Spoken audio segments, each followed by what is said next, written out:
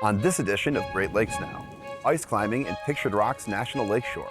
There is no place in the world where you can actually go ice climbing over open water, and that makes us very unique. Is offshore wind power coming to the Great Lakes? I've really spent my entire life exploring Lake Erie. Having 1,500 wind turbines in Lake Erie would be devastating. And news from around the Great Lakes.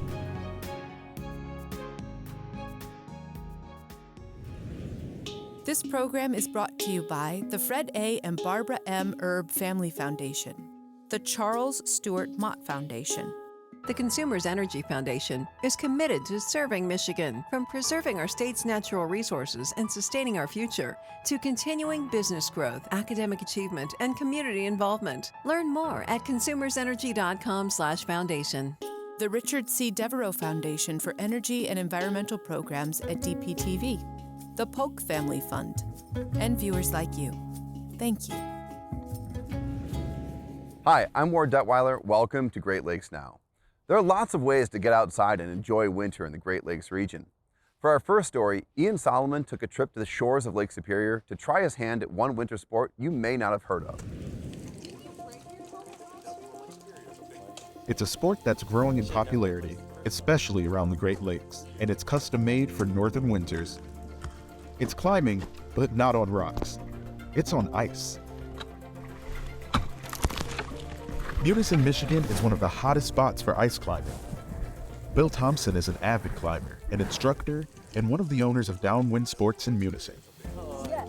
There are a lot of places in the country to go ice climbing, but Pictured Rocks National Lakeshore in Munising, Michigan is unbelievable, just based on the scenery.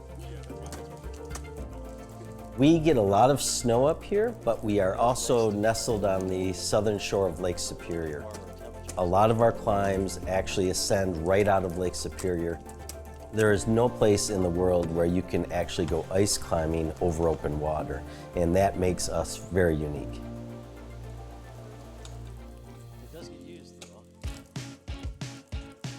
What else makes us unique is that we can climb ice from November to May, and you cannot find that anywhere in the lower 48 or at sea level.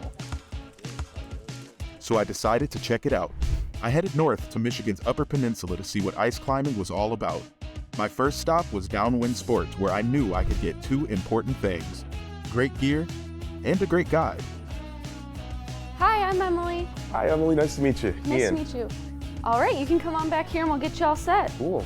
The first thing I'll have you do is fill out a waiver. Okay. What size shoe are you?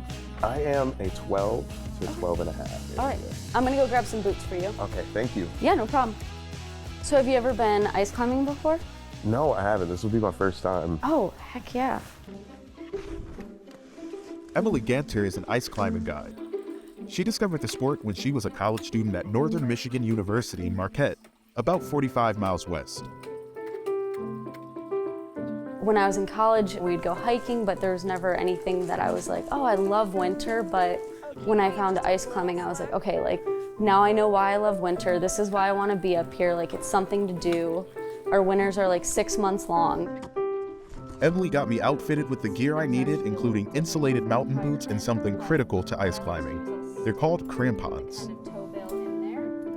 These are the crampons. These are what is gonna help us like get purchase on the ice. Okay. Right now we're kind of looking top down at them. Parts of the crampon that we have, this is the toe bail here, and then this is called the heel throw in the back. So you want this to be nice and tight onto your boot. What are your number one tips for a beginner? Everything you know about rock climbing, like throw it out the window. So the technique is completely different. You know, sometimes rock climbing, sometimes you do just kind of have to be strong enough to like pull yourself up to something, where ice climbing rewards good technique. Feels good. After getting fitted with a helmet and a quick lesson in using the ice tools, we loaded up the gear. You ready to go climbing, Ian? I'm beyond ready to go climbing. Let's do it. It isn't far from downtown Munising to Pictured Rocks National Lakeshore. So it's just right up this hill. Cool. Shouldn't be too bad though, but this is kind of like the hardest part of the day. All right. Just getting up the hill, so. Which is home to a stretch of ice climbing routes known as the Curtains. It's easy to see where the name came from. My first climbing route, appropriately enough, is called Opening Curtain. First things we'll do is we'll throw on our helmets, then we'll do our harnesses, then our crampons. Getting the crampons on in the snow wasn't easy. Move that. Now try. There you go, perfect. But the scenery was breathtaking. I'm really overwhelmed with just like the structure as a whole. Like, the whole time I thought that these were waterfalls that just frozen over. I thought that's what ice climbing was. So I'm just now learning from Bill and Emily that they're actually snow runoff, so snow melt. We get a lot of rain in the fall, we get a lot of early snow, and the rock formation here is sandstone, and it's incredibly brittle and porous. And so now we have cold temperatures, maybe a little bit warming, then cold again, and the ice forms right out of this rock, and we have miles and miles of this type of terrain. Oh yeah. Do you hear that versus like, Wow. and this is kind of what we would call seep ice. Okay. So what that means is if you actually look behind the bigger ice, you can see all how it's kind of just seeping out of the rock. And then you can actually walk right behind this stuff. Whew, it's a little drippy, but This is so cool. Before I start climbing, Bill sets some anchors and rigs up a safety line so that if I slip, make that when I slip, I'll be caught by my harness instead of tumbling all the way to the ground. nice. Emily will have my safety line in her hands, and she can create friction on the rope to stop me from falling. It's an essential part of the sport called belay. He has the black line here, that's our static rope, so it doesn't stretch. Okay. He is tying that off to trees that are up there, and then our green rope will be our climbing rope. I am about to climb that ice. Do I know how to? No. Am I gonna figure it out with Emily? Yes. Before I got started, though, Emily gave me some pointers. So see how I kind of swung? Yeah. And you can tell, you'll like feel it, you'll be like, oh yeah, that's in the ice really well. But even if I pull down on this ice tool, it's not moving or going anywhere. So right now I'm in this kind of A-frame position. So I'm like super stable. All of my weight is on my feet right now, even with my arm up here. So my next move would be to kind of move up my feet. So now that Emily and Bill have shown me the ropes, it's my turn to climb. Climbing? Climb on. Now look where that left foot is going, yep. Yes, in there, yes. Hips in, yeah. And swing, like flick your wrist. Oh, you got it. I learned pretty quickly that the real secret to success is to find a good rhythm between using your legs and arms, and finding good places to rest is key. I had to plan my next moves, and that's way harder if you're hanging on with your fingernails. I would say you're at the top, so.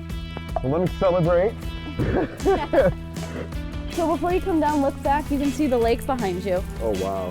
Isn't that pretty? Oh, this is gorgeous. And I'll start to slowly lower you. Okay. Nice job. That is fun. Yeah, I can tell I was using my arms way too much with how they feel right now. You guys hear that? It's I'm gonna repeat it. Very noble to get somewhere on my first time. That was really cool. Every year, novices like me, along with more experienced climbers, travel to Munising for an annual event called Ice Fest. We get about 1,200 climbers up here. We double the population of the town. Every hotel from Munising to Marquette is filled up. All the restaurants are full, and it's so much fun to just walk around town and see everyone is an ice climber, and it's so special to come up here for that festival, and we liken it to a big family reunion. My first time ice climbing is in the books thanks to Downwind Sports here in Munising. I cannot wait to come back to put what I learned to the test, because let me tell you, the gloom of winter is no match for a sport like this. Exhilarating, adventurous, and totally cool. For Ian's column about his ice climbing trip, and for more about other ways to enjoy winter in the Great Lakes region, visit greatlakesnow.org. In Europe, offshore wind farms are relatively common, but in the US, offshore wind power is still pretty new, and there are no offshore wind farms in the Great Lakes. But a project called Icebreaker, proposed for Lake Erie just off of Cleveland, could change that. Jade Davis represents Lake Erie Energy Development Corporation, or LEEDCO, a public-private partnership in Cleveland that has joined with Norwegian industry leader Fred Olsen Renewables to develop the Icebreaker Wind Project. Icebreaker is a demonstration project that is designed to demonstrate how we could possibly create large-scale energy from offshore wind here in the Great Lakes, but specifically in Lake Erie. The name Icebreaker hints at one of the big obstacles of the project, building offshore turbines that can withstand the annual freezing of Lake Erie. We tend to get ice in this part of the Great Lakes, all the Great Lakes in the wintertime, and these turbines will have to be able to withstand and break ice on their own. Compared to large offshore wind farms already in place in Europe, Icebreaker is modest, just 6 480-foot turbines producing 20.7 megawatts. But while the scale of Icebreaker is small, its impact could be huge. If we're talking about climate change, renewable energy is going to be needed, more energy is going to be needed, and that's what this project is going to be providing. But it's also, more importantly, going to provide science and data that will help us make good, informed energy generation decisions, especially when we're thinking about our greatest natural resource, which is Lake Erie. To gather the science and data, and to satisfy various requirements from state and federal regulators, LEEDCO has conducted many environmental studies. Ed Verhamy is a senior engineer at Limnotech, an environmental consulting firm. He led the initial research team. When you look at the Icebreaker project, we started to divide some of the environmental issues into above the water and below the water. So our work was looking at all the activities of the project that would impact the lake, whether it was during construction or whether it was during operations. Verhamy and his team's research included evaluating water and sediment quality, tracking fish migration, monitoring bat activity, and understanding what happens when the lake freezes. But some say their research isn't enough. The Lake Erie Foundation is against the Icebreaker project. Board member John Lippi explains their position. The Lake Erie Foundation is about Lake Erie. And so we're not about choosing winners or losers with energy policy. We just follow the science. And in this case, there's not enough science, there's not enough data to support building industrial wind turbines in Lake Erie.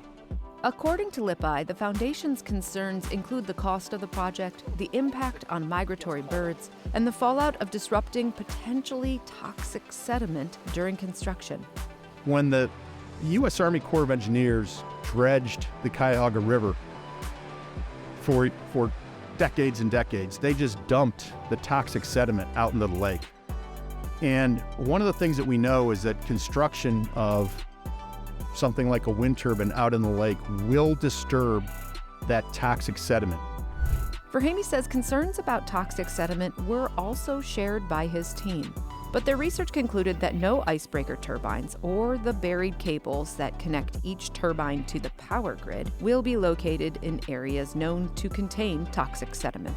Verhamy also says offshore construction isn't a new concept on the lake. All of these activities happen on the Great Lakes already in terms of building bridges, putting in foundations, burying power cables to islands. So we did have a lot of referential impact work to look at. When we look at that, I think that there was little to no impact. On the Atlantic seaboard, offshore wind is already a reality. The first offshore wind farm built in the U.S. is located here at Block Island off the coast of Rhode Island. Alex Kuffner, environment reporter for the Providence Journal, has reported on the project from the beginning. The project was initially proposed around the same time as Icebreaker, actually. And it took, the better part of a decade to get the approvals to get built. There were a number of concerns. One was cost.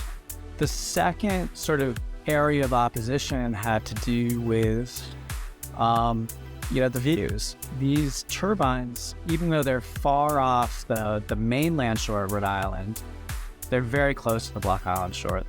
Despite these concerns, the project was completed in 2016.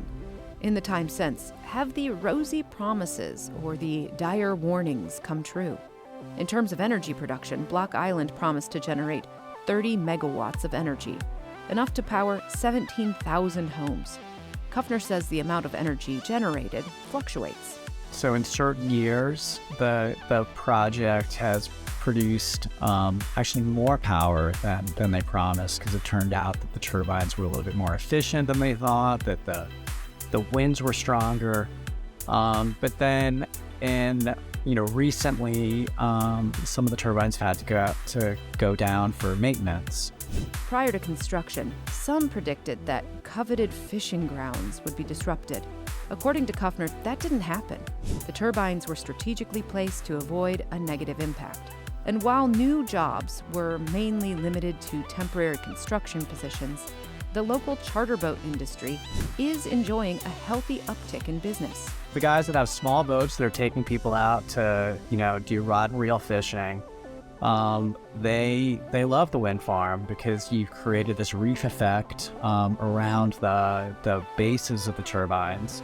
And that attracts fish. If they have clients and they've had an unsuccessful day out, they stop by the Block Island Wind Farm because they know they'll catch something there.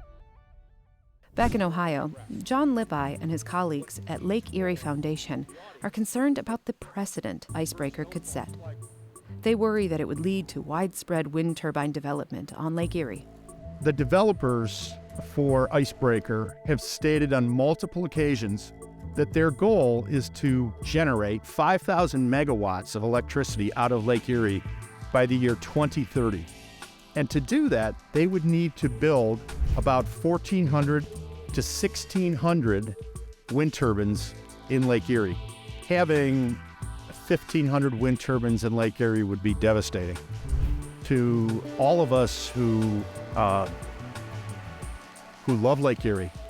But LeadCo spokesperson Davis says any future offshore wind plans would need to be independently reviewed and approved. LeadCo is not a blanket permit to outfit Lake Erie and the waters of Lake Erie with wind turbines. One thing is clear, though. Offshore wind development along New York's roughly 75 miles of Lake Erie coastline seems unlikely. In December, New York State released a long-awaited feasibility report, which concludes that the benefits of offshore wind on Lake Erie don't outweigh the risks and costs. It seems likely that the benefits, risks, and costs of offshore wind in the Great Lakes will be a topic of debate for some time.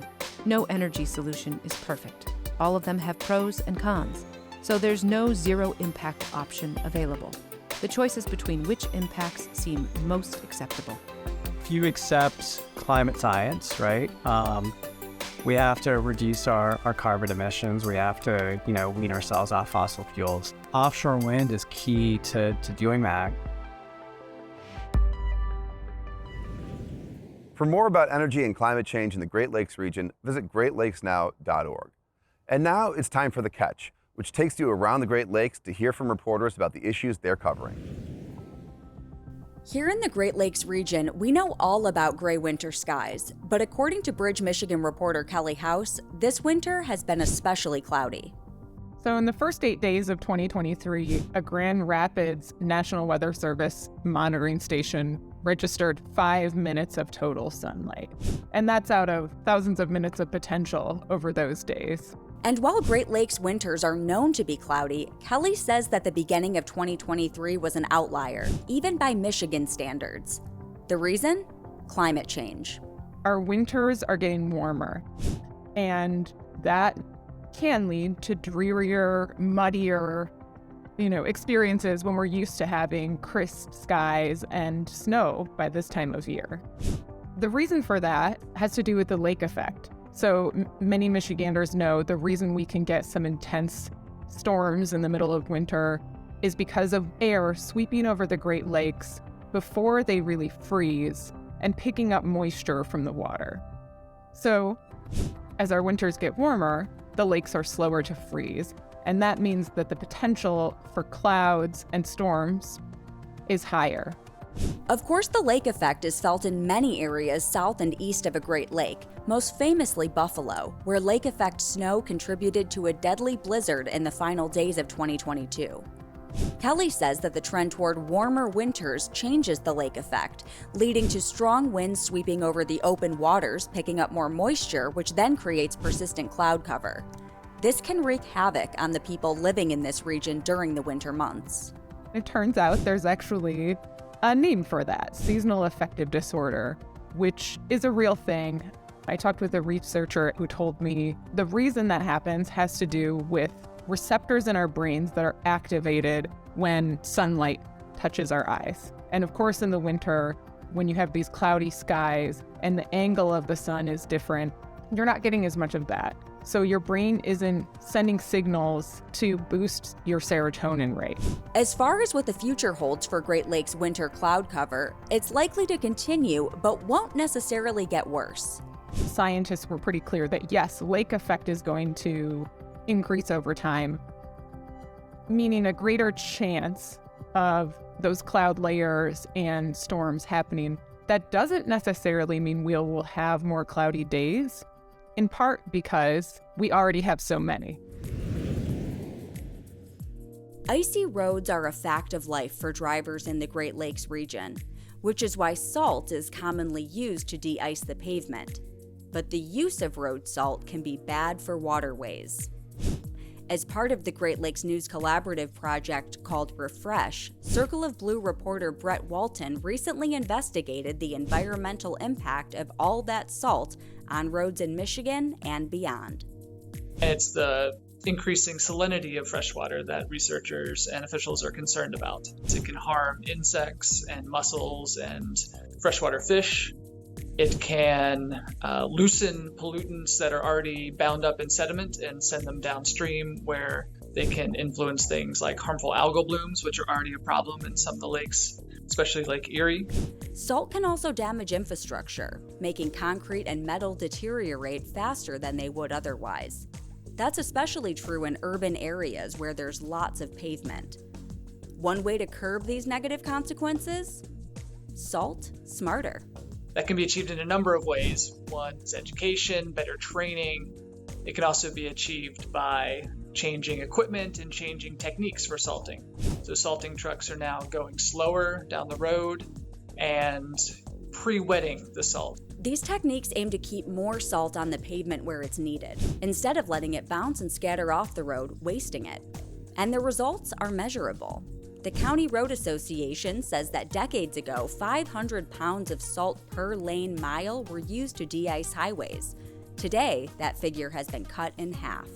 Bottom line is that to address the salt problem, you have to use less of it. And that means a change in practices and also a change in expectations about what roads look like in the winter.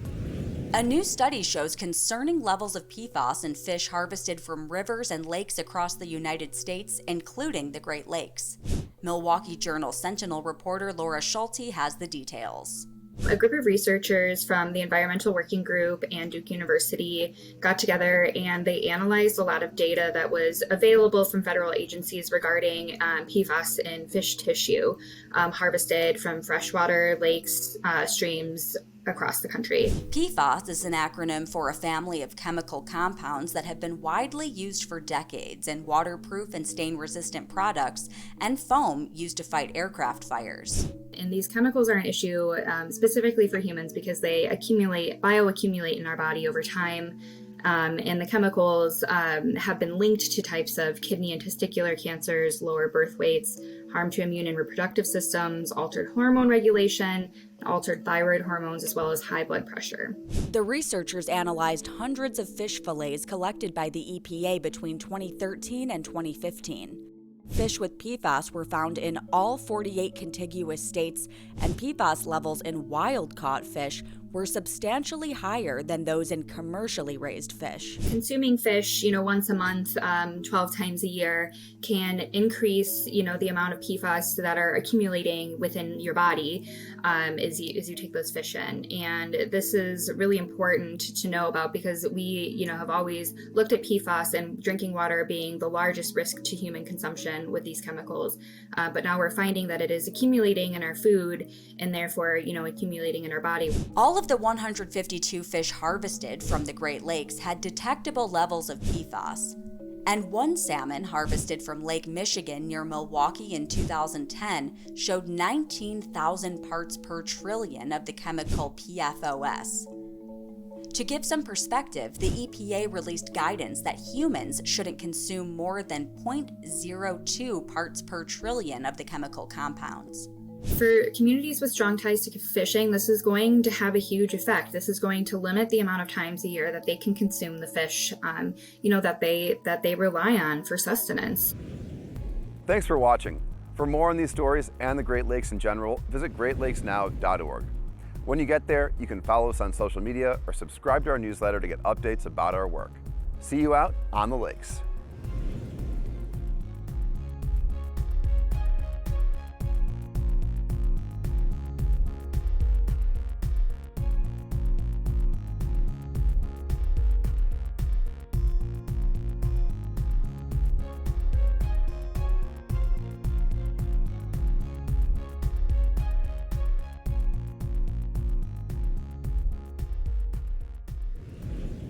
This program is brought to you by the Fred A. and Barbara M. Erb Family Foundation, the Charles Stewart Mott Foundation. The Consumers Energy Foundation is committed to serving Michigan, from preserving our state's natural resources and sustaining our future, to continuing business growth, academic achievement, and community involvement. Learn more at consumersenergy.com/foundation. The Richard C. Devereaux Foundation for Energy and Environmental Programs at DPTV. The Polk Family Fund, and viewers like you. Thank you.